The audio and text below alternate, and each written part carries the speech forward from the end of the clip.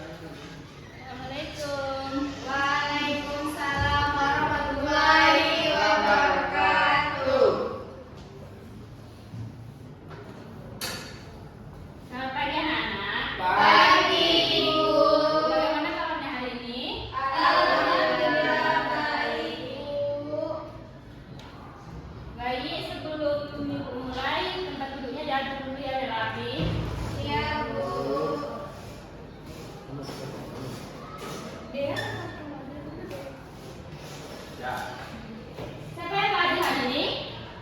Zile sama Arwah Mana? izin terlambat. Baik, kepada ketua kelas, tolong disiapkan kelasnya untuk kita mulai. Istaiz Basmalah. Bismillahirrahmanirrahim. Kasih. Sebelumnya, Ibu mau nanya, Anda tahu nggak materi kita hari ini itu tentang apa? Sosialisasi dalam masyarakat. Sosialisasi dalam masyarakat, ya. Kita masuk dalam materi kita hari ini tentang sosialisasi dalam masyarakat. Kira-kira sosialisasi dalam masyarakat itu Anda tahu ini tentang apa? Cara berinteraksi dalam masyarakat. Ya, cara berinteraksi dalam masyarakat. Dalam materi ini, Ibu mau Ananda itu dibagi menjadi dua kelompok Iya, Bu. dan duduknya sekelompok ya. Iya, Bu.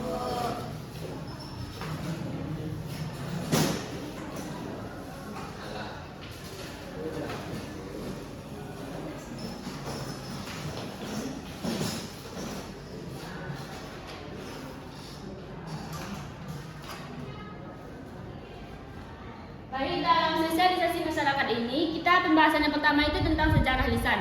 Dalam sejarah lisan ini, biasanya kita itu akan membahas tentang cerita-cerita rakyat, baik itu berita maupun cerita yang beredar dalam masyarakat. Dalam cerita masyarakat ini biasanya itu yang mengandung dongeng ataupun yang tidak fakta.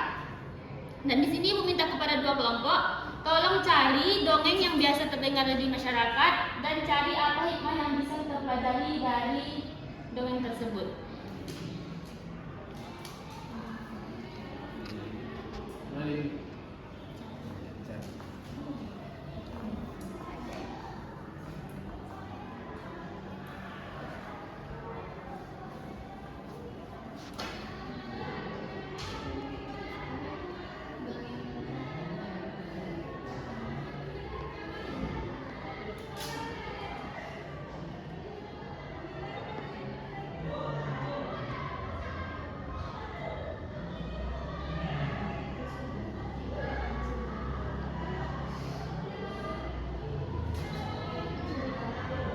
Sudah?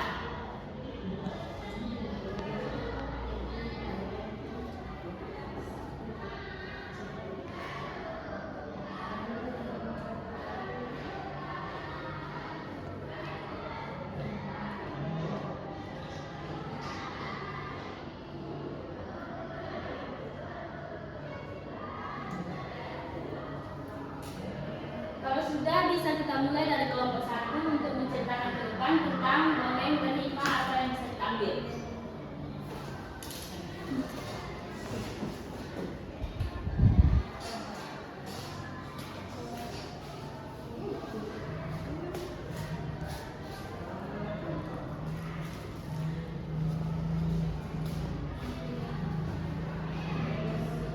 Baiklah, di sini saya mau menceritakan tentang bawang merah dan bawang putih.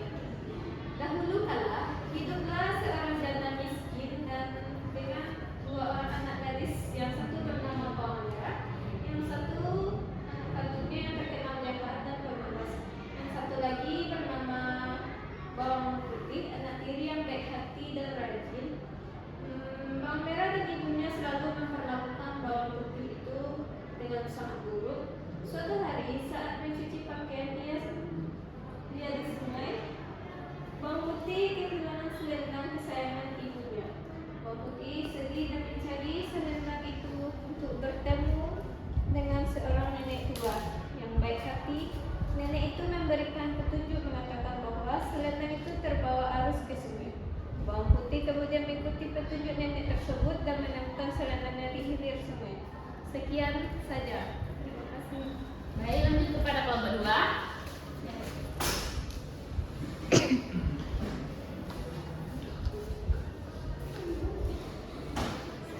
Selanjutnya itu dongeng Timun Mas, yang mana seorang tua yang sudah lanjut usia dan sangat menginginkan anak berdoa kepada Tuhan. Doanya dikabulkan dengan sebuah timun emas yang ia tanam dan tumbuh menjadi seorang bayi perempuan cantik yang diberi nama Timun Mas. Timun Mas tumbuh menjadi gadis yang cantik dan baik hati.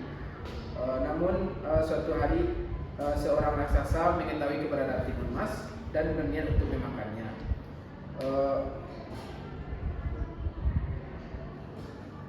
Dan hikmah yang dapat dipetik dari dongeng Timun Mas yaitu keberanian, ketaatan pada orang tua, kebaikan akan menang, dan pentingnya persiapan dan keberuntungan dan takdir. Baik, itu. Baik, terima kasih kepada kelompok 1 dan 2. Tadi kita sudah mendengar tentang cerita dongeng dan apa saja hikmah yang bisa kita ambil dari cerita tersebut. Termasuk kita ke pembahasan yang kedua, yaitu tentang manusia sebagai makhluk sosial.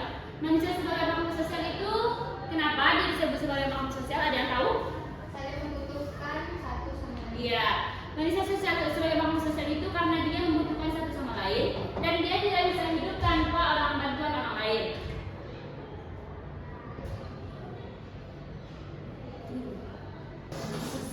Baik, selanjutnya itu tentang ekonomi yang bermoral. Dalam ekonomi yang bermoral ini disebut manusia itu karena dalam sebagai makhluk sosial, manusia itu memerlukan keperluan untuk memenuhi keperluan sehari-hari, yaitu dimulai dari kegiatan ekonomi.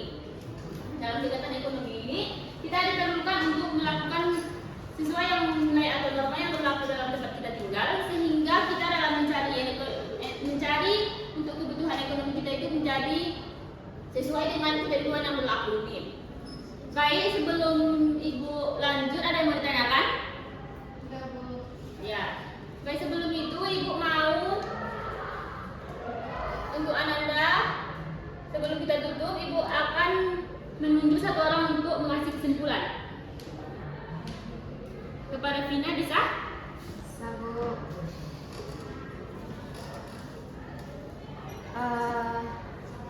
Manusia sebagai makhluk sosial dan ekonomi yang bermoral. Manusia sebagai makhluk sosial dapat diartikan manusia tersebut dapat memenuhi kebutuhannya sendiri dan membutuhkan orang lain. Juga dikarenakan pada diri manusia itu dengan adanya interaksi sosial dalam hubungannya dengan manusia lain. Secara garis besar ada beberapa faktor personal yang mempengaruhi interaksi manusia dengan manusia lainnya, yaitu tekanan emosional, harga diri, dan isolasi sosial. Itu, Bu. Ya, baik, terima kasih Vina. Ya, tadi materi kita hari ini itu tentang sosialisasi dalam masyarakat. Yang pertama tentang tradisi lisan, di mana tradisi lisan ini tentang dongeng yang beredar dalam masyarakat dan dongeng tersebut itu tidak nyata. Kemudian ada manusia sebagai makhluk sosial, di mana manusia itu dalam kehidupan tidak bisa hidup tanpa bantuan orang lain. Dan juga ada manusia sebagai makhluk ekonomi yang bermoral, di mana dalam kita memenuhi kebutuhan dalam ekonomi, kita harus menyesuaikannya dengan nilai dan norma yang berlaku dalam masyarakat.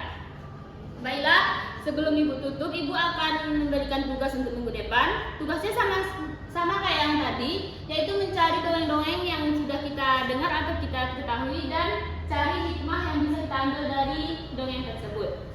Kemudian sebelum Ibu tutup, Ibu ingin mengasih motivasi. Motivasinya yaitu apa yang Anda dapat hari ini adalah buah dari apa yang Anda usahakan sebelumnya. Baik, sebelum Ibu tutup, kepada ketua kelas untuk ditutup kelasnya. Baik, Ista'id Hamdalah